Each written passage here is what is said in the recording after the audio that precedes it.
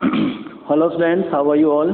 Today we'll start a new topic of Unit 4th. That's name is Introduction of DNA and RNA. Okay, let's start. First of all, we have to know that what are DNA and RNA. Okay, for your kind information, they both DNA and RNA are example of genetic material, genetic particles or genetic molecules. Okay, and these genetic materials or genetic molecules occurs inside cell's nucleus. Okay, how? I will tell you. First of all, we'll start introduction of DNA. Okay, you know very well, each and every living organism is made up of by cells. We are talking here about higher plants and higher animals. Okay, and I have told you higher plants and higher animals consist well-developed eukaryotic cell in their body organization. Okay, the body of plants and animals is made up of by well-developed eukaryotic cells. Okay, and I have told you this single eukaryotic cell consists of three components: cell membrane or cell wall, cytoplasm and nucleus. Okay, अब आप जाने बेटा कि inside nucleus okay many thin thread like structures are present. Okay, these thin thread like structures are known as chromatin fibres. Okay, समझ रहे हैं? I have told you but again I am revising. These chromatin fibres are used to make chromosomes by the help of a process that is called cell division. Okay, अब आप आ जाएं कि भाई इन chromatin fibre से क्या बनता है? Chromosomes बनते हैं. ठीक है, जैसे हम बात कर रहे हैं क्रोमोसोम्स की. One chromosome consist to chromatid arms. Okay, and these two chromatid arms 1 and 2. Okay, these two chromatid arms link with each other by the help of a center unit that is called centromere. Okay, इतना आप समझें. ठीक है, फिर main क्या है जो आपको जानना है? ठीक है, आप ये जाने बेटा कि क्रोमोसोम्स जो होते हैं किससे बने होते हैं. ठीक है, क्रोमोसोम्स बने होते हैं बेटा डीएनए, आरएनए, हिस्टोन और नॉन हिस्टोन प्रोटीन से. ठीक है, किस किस से बने होते हैं क्रोमोसोम्स? ठीक है, डीएनए से, आरएनए से, हिस्टोन से, नॉन हिस्टोन से. क्रोमोसोम बोल दिया अपन ने, तो क्रोमोसोम जो टर्म है ना, it is made up of by two words. ठीक है, ये भी आप समझ लें यार.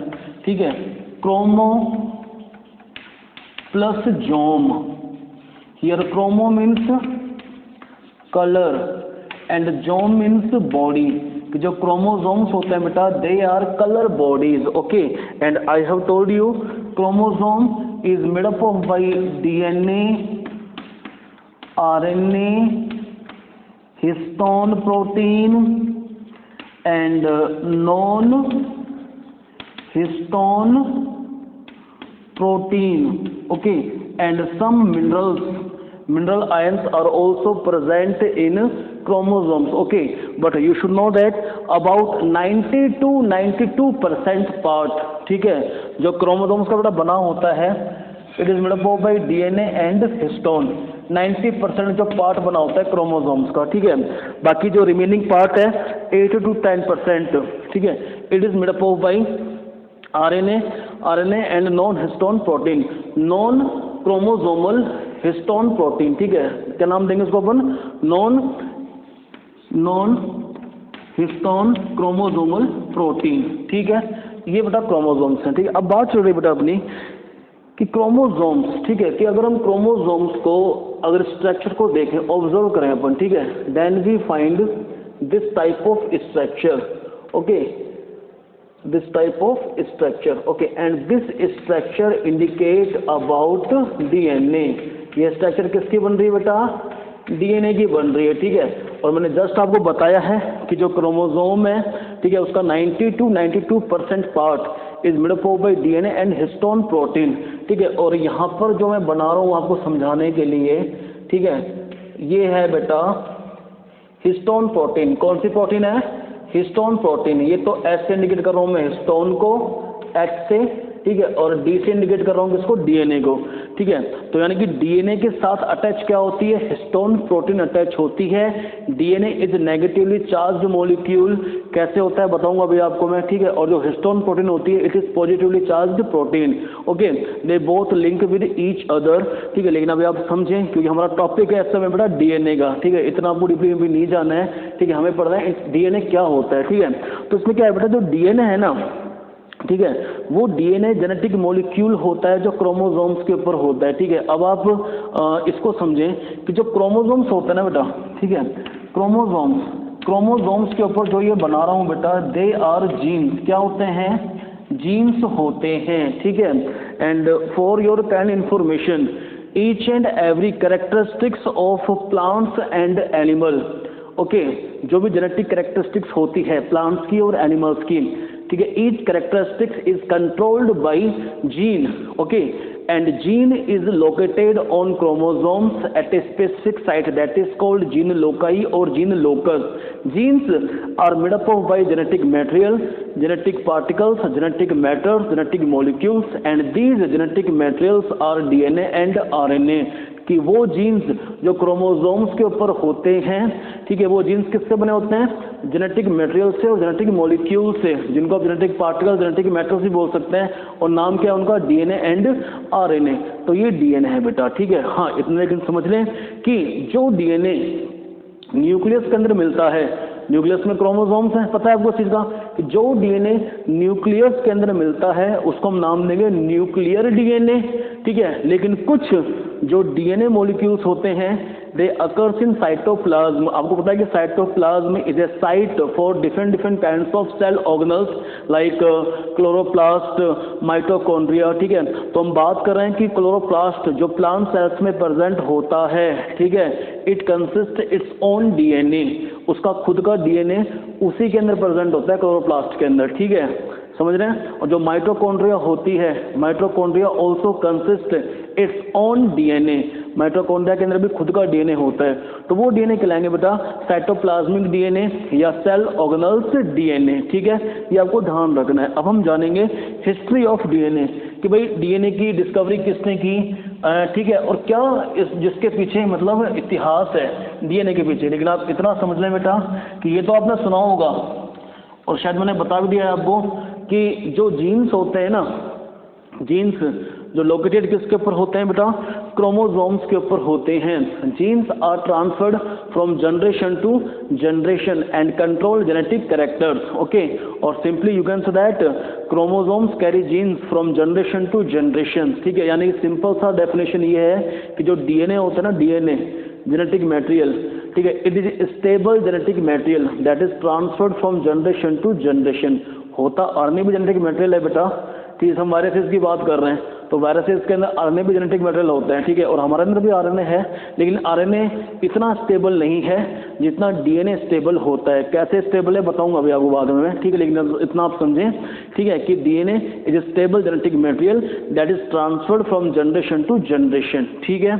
अब बात है हिस्ट्री ऑफ डीएनए, कि भाई डीएनए की डिस्कवरी किसने की। पहले आप ये जान लें कि what is full form of DNA, deoxyribonucleotide molecule और डीऑक्सीराइबोन्यूक्लिक एसिड, ओके। तो डीएनए टॉपिक है अपना डीऑक्सीराइबोन्यूक्लिक एसिड और डीऑक्सीराइबोन्यूक्लियोटाइड, ठीक है। होता क्या है बेटा, पहले आप इसका जाने हिस्ट्री ऑफ डीएनए, डिस्कवरी इसकी किसने की थी, ठीक है। First of all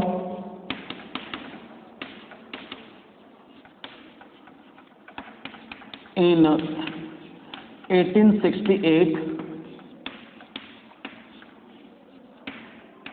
Frederick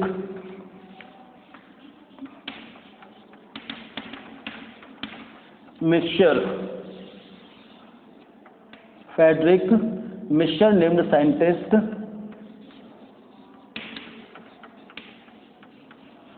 discovered a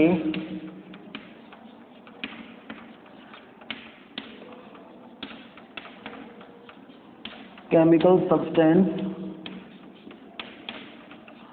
from the nucleus of WBC in pus. Okay, बात है बेटा कि first of all in 1868 Frederick Miescher named scientist discovered a chemical substance from the nucleus of WBC in pus and he gave name to this chemical substance as a nuclein, कि जिस chemical substance की बेटा उन्होंने discovery की थी नाम क्या दे दिया उसका, न्यूक्लिन. ठीक है, न्यूक्लिन नाम तो दे दिया. ठीक है, अब उसके बाद में दूसरे एक साइंटिस्ट थे जिनका नाम था एल्टमॉन. क्या नाम था साइंटिस्ट का, एल्टमॉन. एल्टमॉन साइंटिस्ट ने बताया कि जो न्यूक्लिन केमिकल सब्सटेंसेस होता है बेटा, ठीक है, इट हैज एसिडिक नेचर. कौन सी नेचर है बेटा इसकी, एसिडिक नेचर. ठीक है, and he gave name to this chemical substance as a nucleic acid. और क्या नाम दे दिया उसने बेटा, न्यूक्लिक एसिड. ठीक है, DNA एंड RNA. तो क्या आपको पता है बेटा कि जो DNA है उसकी फुल फॉर्म क्या है, डीऑक्सी राइबो न्यूक्लिक एसिड, और RNA की फुल फॉर्म क्या है, राइबो न्यूक्लिक एसिड. तो अभी आप इतना जाने, ठीक है, कि जो न्यूक्लिक एसिड्स है, ठीक है, DNA RNA, तो न्यूक्लिक एसिड्स की डिस्कवरी किसने की थी. फर्स्ट ऑफ ऑल बताया भी आपको मैंने कि फ्रेडरिक मिक्सचर ने केमिकल सब्सटेंस बाहर निकाला फ्रॉम द न्यूक्लियस ऑफ पस, from the nucleus of WBC in पस.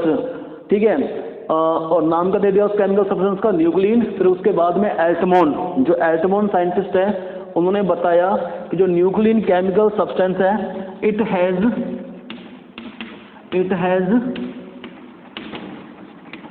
Acidic nature. ठीक है, और नाम क्या दे दिया इसका, nucleic acid.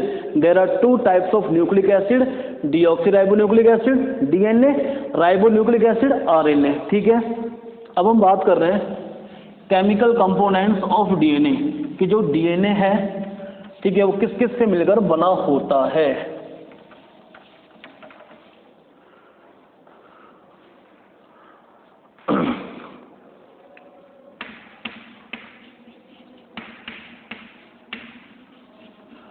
Components of DNA. First, pentose sugar.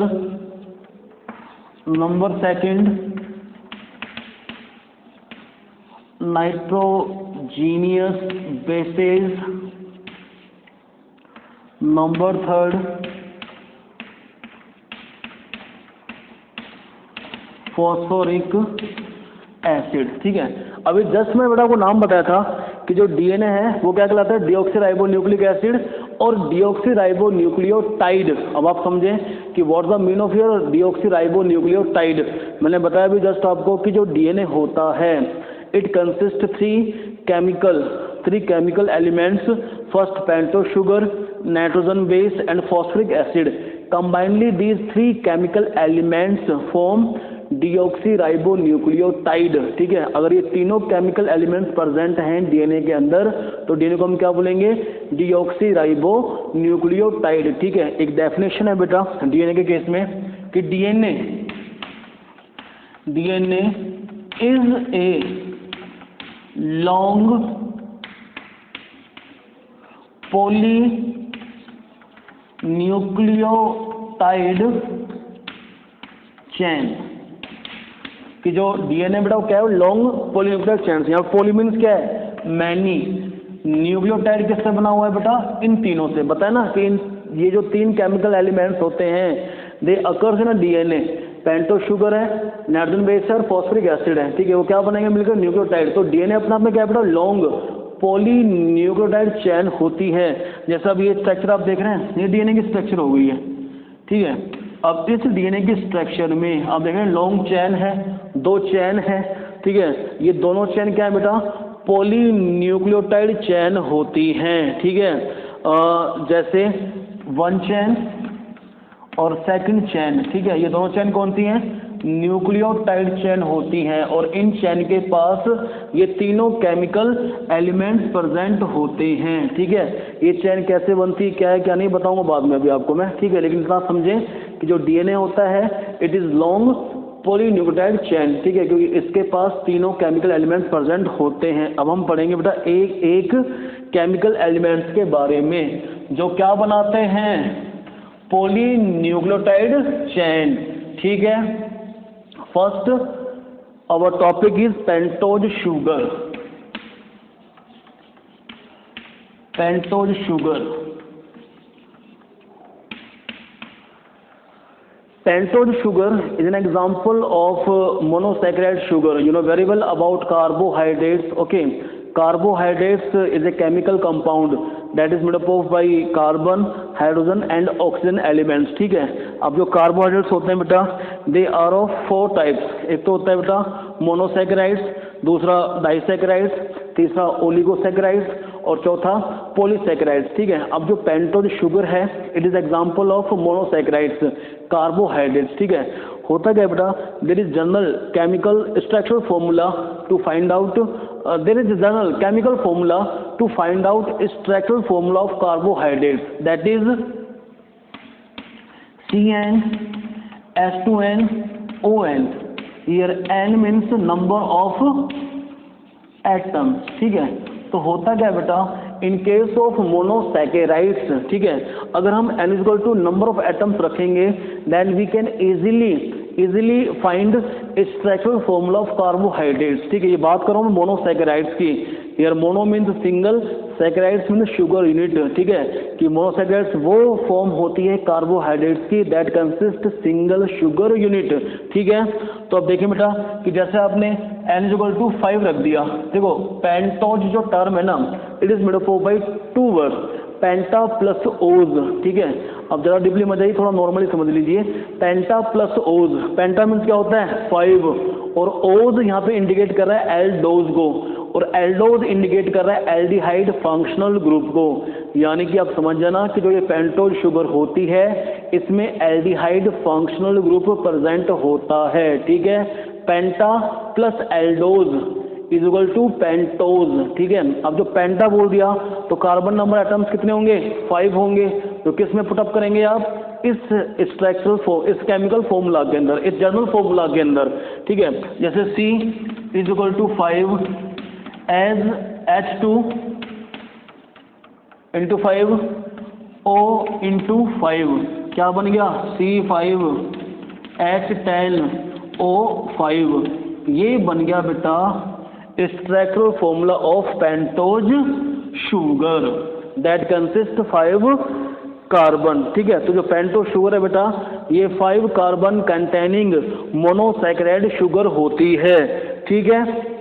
समझ गया आप उस चीज को, ये आपको माइंड में सेट रखना है C5H10O5, ठीक है। अब लेकिन क्या है बेटा ये आप जाने, ठीक है, कि there are 2 types of pentose sugar. Pentose sugar भी 2 तरह की होती है, deoxy ribose sugar and second is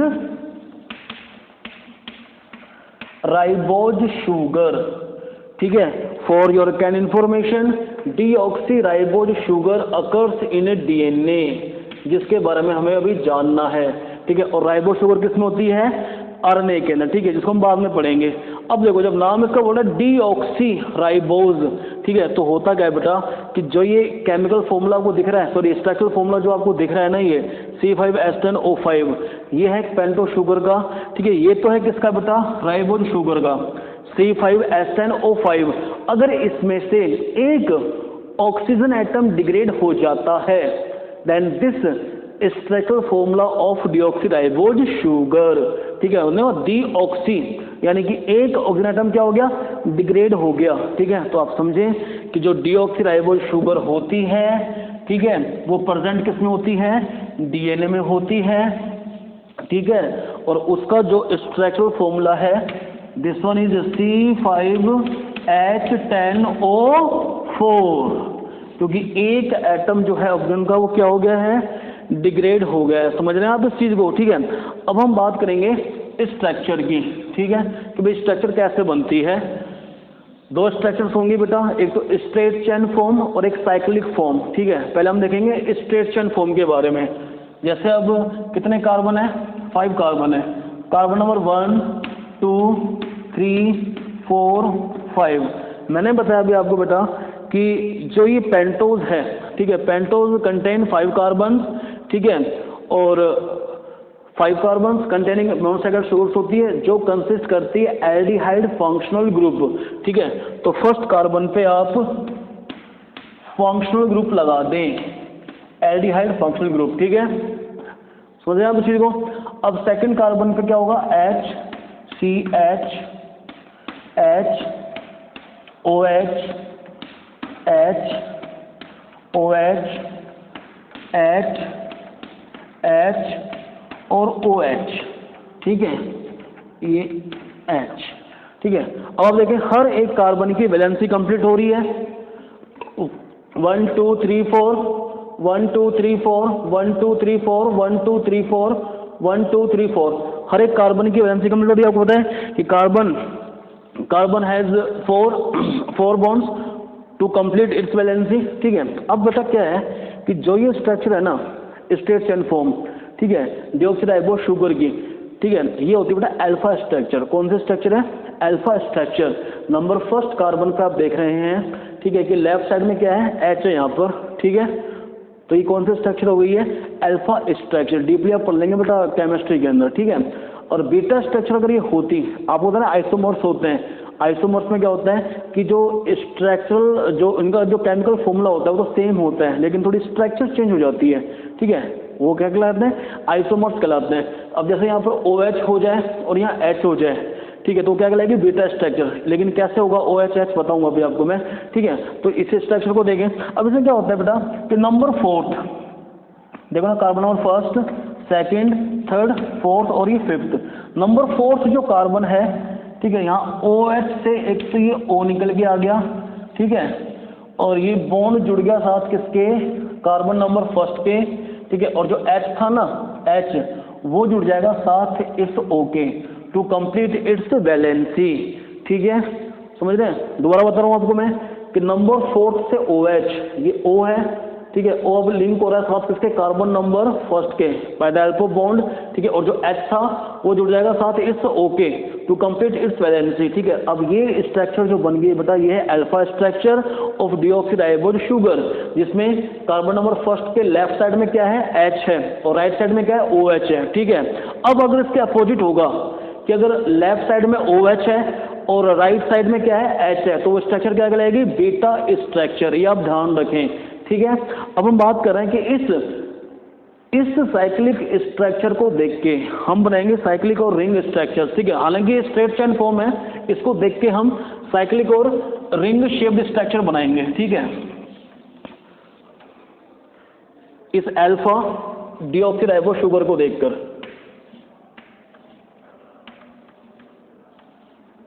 क्योंकि बताया जस्ट आपको मैंने बेटा कि ये अल्फा डिऑक्सीराइबो शुगर की स्ट्रेट चेन फॉर्म है, ठीक है।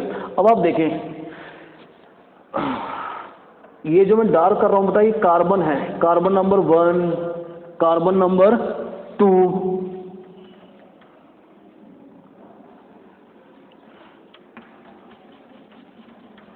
कार्बन नंबर 3, कार्बन नंबर 4 और कार्बन नंबर 5। अब आप देखें इसमें क्या करना है बेटा आपको कि जो स्ट्रेट चेन फॉर्म के अंदर जो लेफ्ट में है ना, जो लेफ्ट में है, ठीक है, वो तो ऊपर लिखे जाएंगे और जो राइट में है वो नीचे लिखा जाएगा, ठीक है। अब जैसे कार्बन नंबर फर्स्ट का आप देखें, भाई ये कार्बन नंबर फर्स्ट हो गया ना, C फर्स्ट यहाँ लिख दो, C first, C2, C3, C4, C5, ठीक है। अब H अब यहाँ लिखेंगे, बताया भी जस्ट आपको मैंने कि जो लेफ्ट में ऊपर लिखे जाएंगे H और नीचे क्या आएगा, OH। इसको आप पढ़ के देखें, HCOH, HCOH, ठीक है। नंबर सेकंड पे HCH, ठीक है। नंबर थर्ड पे देखें, ये नंबर थर्ड पे, तो यहाँ क्या आएगा, HCOH। नंबर फोर्थ में देखें HCOH, HCO और लिंक साथ किसके, कार्बन नंबर फर्स्ट के, तो देखें HCO लिंक है कार्बन नंबर फर्स्ट के साथ। लास्ट में क्या बच गया, CH2OH, CH2OH। ये बन गई बेटा cyclic structure of alpha deoxyribose sugar, ठीक है। फिर बताया भी आपको मैंने जस्ट कि जो डीएनए होता है it is stable genetic material then compare to RNA. वो इसलिए होता है बेटा, ये रीज़न है, ध्यान रखना है कि जो नंबर सेकंड कार्बन है it consist single hydrogen atom, ठीक है। इसकी वजह से कि जो डीएनए होता है, DNA does not act as a biocatalyst और enzymes, okay, it does not react with other chemical molecules, that's why we can say that DNA is stable genetic material, ठीक है। समझ रहे हैं आप चीज को। इसके बाद बेटा हम जो दूसरी जो स्ट्रक्चर्स हैं अदर केमिकल एलिमेंट्स की, वो हम पढ़ेंगे नेक्स्ट क्लास के अंदर, ओके। Thank you.